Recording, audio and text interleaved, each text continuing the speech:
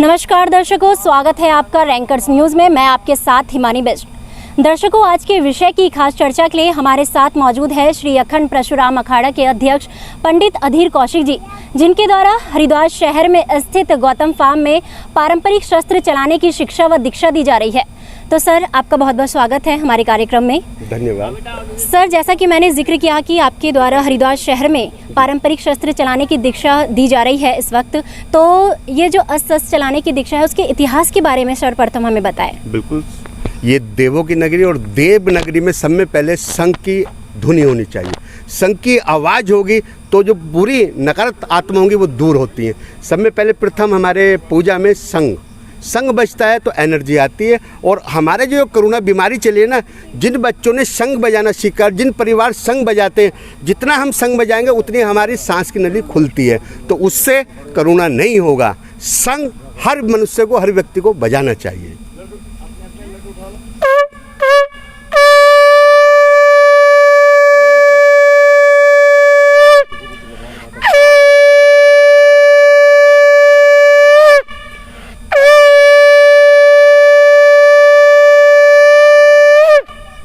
ये हमारा 3 बार आवाज़ का देवताओं को खुश करना और अपनी आत्मा में और अपने शरीर में एनर्जी लाना। उसके बाद आता है शस्त्र विद्या। परंपरा में जो पुराने इतिहास में हम जाएंगे, जो हमारे गुरुकुल होते थे, विद्या, ज्योतिष, कर्मकांड, योग, हवन और शस्त्र। मुझे ऐसा लगता है अब कि गुरुकुल से शस्त्र हट गए। शिक्षा है, विद्या है, ज्योतिष है, हवन है, सब चीज़ें। तो शस्त्र हमारे भारत देश में खेलना जरूरी है। क्यों? पुराने महाकाल में चले जाइए आप, पुराने इतिहास को चले जाइए। जैसे महाराणा प्रताप एक शिरोमणि वीर थे और उनकी जब तलवार चलती थी और भाला चलता तो अच्छे धुरंती जो मुगल थे वो नष्ट हो जाते थे। ये ऐसी चीज़ है। शस्त्र आज से नहीं है, शस्त्र तो ये आदिकाल पहले से शस्त्र खेले जाते हैं। ये अखाड़ा, ये जो बच्चे आज हमारे युवक बच्चे मैं जिम की बुराई नहीं करता, आप अपना फिटनेस रखिए, फिटनेस किसी रूप से भी रखिए। हम माँ, जो हमारी धरती माँ, इसके आंगन में नंगे पैर हम ये विद्या सिखाते हैं। नंगे पैर क्यों सिखाते हैं? जितनी हमारे पैर के तलवे इस माँ के प्रांगण में घूमेंगे उतनी एनर्जी हमें आती है। खुला आसमान, जितनी बॉडी हम इस आसनाम और धरती माँ के चक्कर लगा कर और यहाँ खेल के बनाएंगे, इतनी जिम में बॉडी नहीं बनती।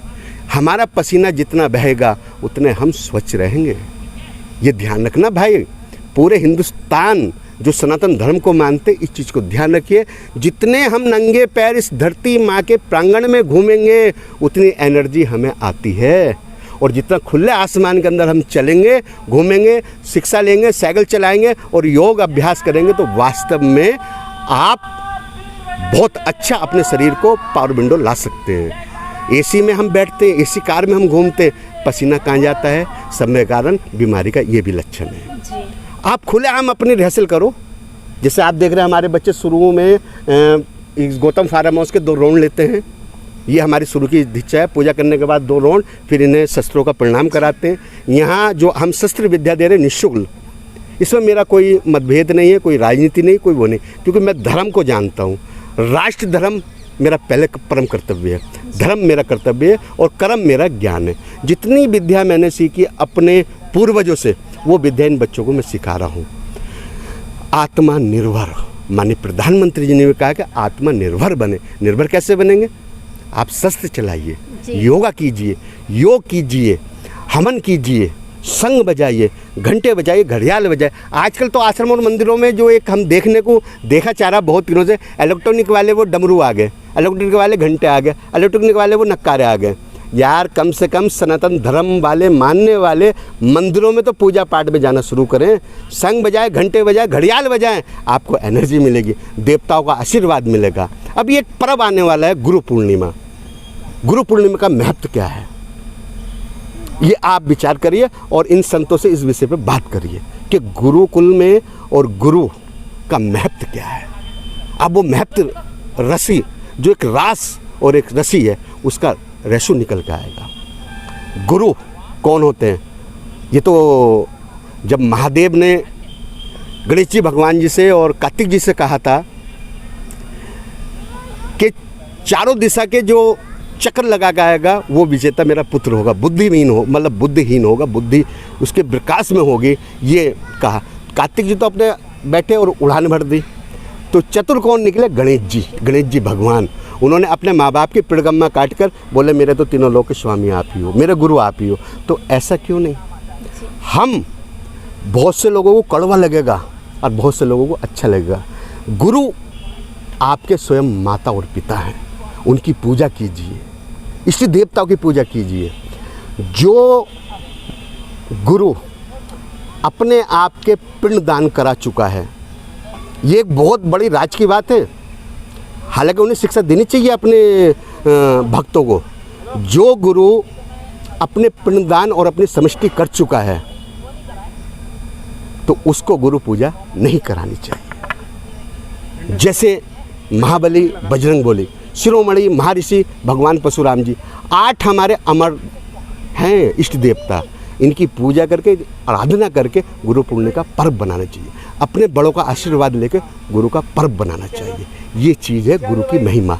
मैं इतना ज्ञानी नहीं हूँ, मैं तो अनपढ़ आदमी हूँ, लेकिन जितना मैंने हरिद्वार से ज्ञान लिया मैं उतनी बात आपके सामने कर रहा हूँ। ये छोटे छोटे बच्चे सब यहाँ सीखने आते हैं, हम इन्हें सिखाते 2 घंटे। 2 घंटे जो नशा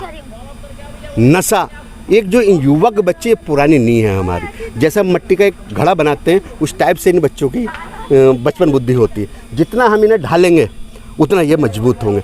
आत्मा रक्षा कैसे करेंगे? आपसे मैं सवाल करना चाहता हूँ, आप पे तलवार आती है चलानी? गद के चलाने आते हैं? नहीं ना। तो आप लोग आइए और गद के और तलवार सीखिए। जैसे महारानी लक्ष्मी झांसी की रानी थी, वैसी तेज आप बनिए।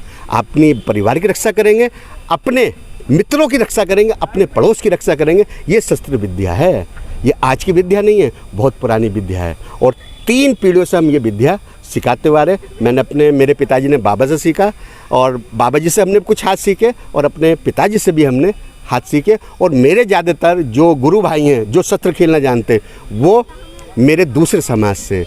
ये ब्राह्मणों का अखाड़ा नहीं है, ये सब सनातन धर्म मानने वाले हिंदुओं का ये अखाड़ा है। एक आखिरी सवाल मैं पूछना चाहूँगी आपसे कि आज का जो युवा है वो नशे की तरफ ज़्यादा बढ़ रहा है, तो कहीं ना कहीं इस तरह की प्राचीन परंपराओं से यदि वो जुड़ा रहेगा तो उसका ध्यान अपनी धार्मिक संस्कृति की ओर आकर्षित होगा। नवयुवक बच्चे और बालिका हरिद्वार में, मैं कहने में कोई नहीं क्योंकि मुझे कहने की आदत है, कड़वा बोलता हूँ। हरिद्वार ऐसा बनता हुआ जा रहा है, उड़ता हुआ पंजाब। इसमें शासन प्रशासन का मेन, जैसे हर चौराहे पे हेलमेट की चेकिंग कर रहे हैं, मास्क की चेकिंग कर रहे हैं, पूरा ऐसा चेकिंग कर रहे हैं जैसे पूरा जो हम लोग चलते हैं हम आतंकवादी हैं, माफिया हैं। क्या हम बहुत ज़्यादा आतंक मचा रखा हमने? लेकिन ऐसा नहीं, हमारे चालान कटेंगे। नशा इतना तेज़ी से बढ़ रहा है, उसके ऊपर इनके ये छुट भैया जो मजदूर टाइप के, जैसे मैंने सपोर्ट करा, अभी भैया से कहा 500 रुपये ये पुड़िया वहाँ सामने पूछा, तो वो बच्चे पकड़े जा रहे हैं। जो इनके सरथना है, जो ये गैंग जला रहे हैं, वो स्मैक कितने साल से चल रही है। जहाँ तक मैंने अपने जब से मैंने हरिद्वार में कदम रखा 2017 से ये स्मैक हरिद्वार में बहुत तेज़ी से बढ़ी है। और नशा कह नहीं सकता, मन टूटता है। हमारी युवक पीढ़ी जो भटक गई हैं उन्हें राह पे लाने के लिए हम अपने वेबसाइट से अपने काम करते थे, लेकिन आज यहाँ की हरिद्वार की नहीं पूरे हिंदुस्तान की ज़रूरत है कि ऐसे विद्यालय, विद्या सिखाने वाले, शस्त्र की विद्या देने वाले, जिनको भी आती होगी वो अपने मोहल्ले में, गांव में इन बच्चों को शिक्षा शुरू करें। ये मेरी सारे हिंदुस्तानियों से, भारतवासियों से मेरी प्रार्थना है कि नशे से बचेंगे, हर चीज़ से बचेंगे हम और अपने आप को बल देंगे। ये ऐसी विद्या है।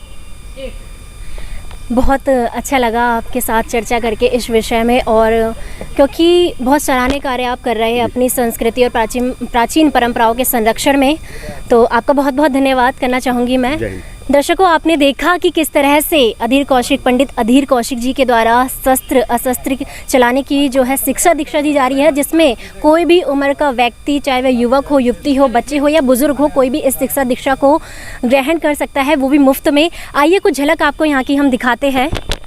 आप देख सकते हैं कि इस वक्त गौतम फार्म में बहुत छोटी उम्र के ये बच्चे हैं और बहुत छोटी उम्र से इनको अपनी संस्कृति सिखाई जा रही है। प्राचीन समय में रानी लक्ष्मीबाई और बड़े बड़े राजा महाराजा जो होते थे इस तरह की जो है शिक्षा लेते थे अथवा अपने बच्चों को भी देते थे। और आज देखिए ये बहुत अच्छा लग रहा है कि कलयुग में भी इस तरह के बच्चे हैं सीखने और पंडित अधीर कौशिक जी जैसे सिखाने वाले। दर्शकों, आपको हमारा कार्यक्रम आज का कैसा लगा कमेंट करके ज़रूर बताएं और इसी तरह के कार्यक्रम लेके हम आपसे रूबरू होते रहेंगे। फिलहाल मुझे दीजिए इजाज़त, नमस्कार।